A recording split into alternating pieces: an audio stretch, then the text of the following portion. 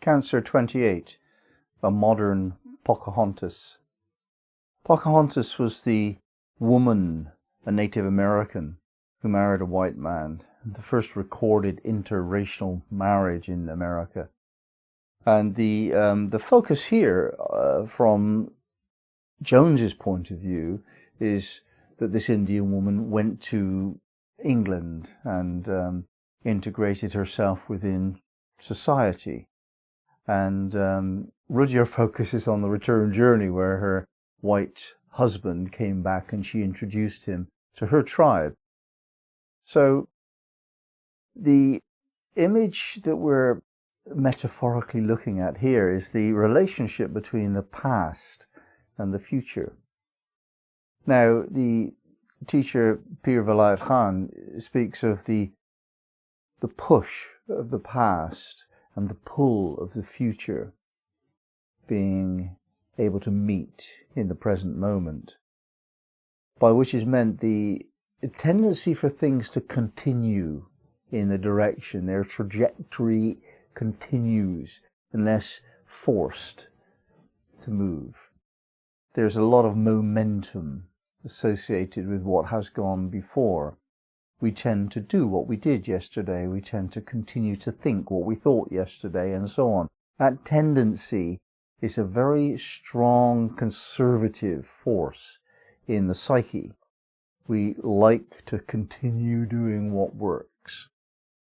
The advantages, of course, are many. First of all, it's the least expenditure of energy to get the job done, because we know what we're doing.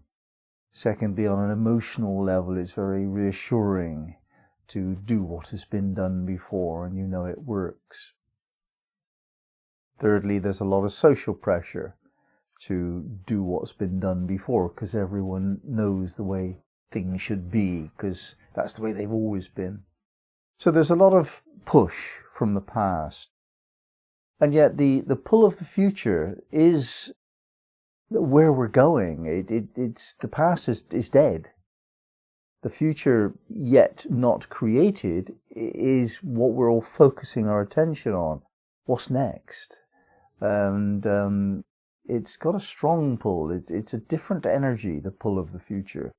Certain people are stronger with this. Of course, the Aquarius people are associated with future idealism and vision, for example, whereas Cancer people are more associated with the past, typically. So we're looking at the inclination within us personally now. Are we inclined to continue the momentum of the past and be conservative, like to do the way things have always been done? Or are we more interested in what's new and trying out new things and having more of a sense of adventure? Of course, all of us have got a bit of both of that. And that's what we're discussing with this sign. The issue about the future is that it takes a pioneering spirit. We don't know what's next. So that takes a little bit of courage, a little bit of creativity, a little bit of acceptance and flow. These are the qualities that actually are required for us to meet the future with a certain degree of poise. Whereas with the past, then we're holding the fort. We're representing the old knowledge. We respect the ancestors. We know the traditions. We speak for slowing things down against the vibrancy and danger of youth sometimes. So when Jones speaks to us of adjustment to the new, Rudhyar speaks to us of returning to nature and remembering what is very old indeed, nature itself. And we do need to look at this symbol of Cancer 28 from both points of view. It doesn't speak about one suggestion, how to make adjustments for the future. And it doesn't speak about coping with developing technology, the changing of morality, the replacement of the decrepit old with the potential new. It doesn't only talk about that. Really, it talks about the balancing of these two things. And it uses the keyword compatibility. We're trying to find a way to ease into the future without having too much friction. And as we get older, we'll notice that friction increases. It's very difficult for an older person to keep up to date with technology. It's a lot easier to notice that morality has changed and you just have to accept behavior that as a child was not allowed. But technology itself is so fast, more now than ever, and that's pretty much always the case. It's always more now than ever. Technology accelerates exponentially. So there's more, but those two things really are obvious, that we have to come to terms with a new way of being in practical terms and in emotional terms. It is said you can't teach an old dog new tricks. Well, you have to. Us old dogs, we have to learn these new tricks, or something goes wrong in the head. If we stop trying to cope with what is new, then we die off mentally and emotionally. We become staid and fixed and crystallized, and it's not life. That's death happening to us. So as we grow older, we need to do a little bit more work to keep up to date with music and fashion and politics and the shift of the power balance, as well as points of view expressed about what's right and wrong in the press, and how to use new bits of equipment that you've never seen before, and so on. We have to keep up with that, or we get older quicker. The advantage of youth in this respect is very strong in the area of newness, of course. And yet the challenge for youth is to understand that the ways of the past were crystallized and established because they worked.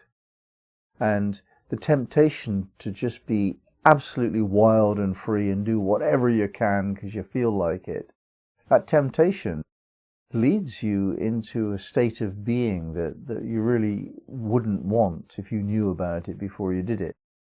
You go out on a Saturday night for a drink, lovely. You do it every Saturday, there's a price to pay.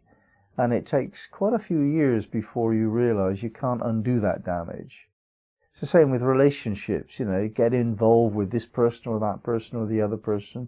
After a while, you realize that the pristine condition of a loving heart has been corrupted by that behavior.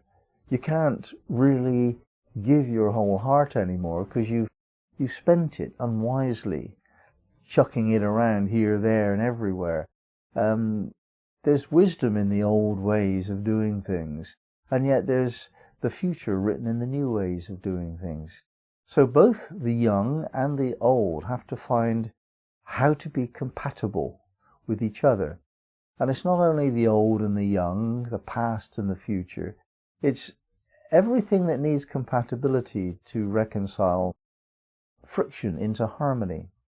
This woman, Pocahontas, she left America and went to England. I mean, the culture shock in that movement must have been just unimaginable.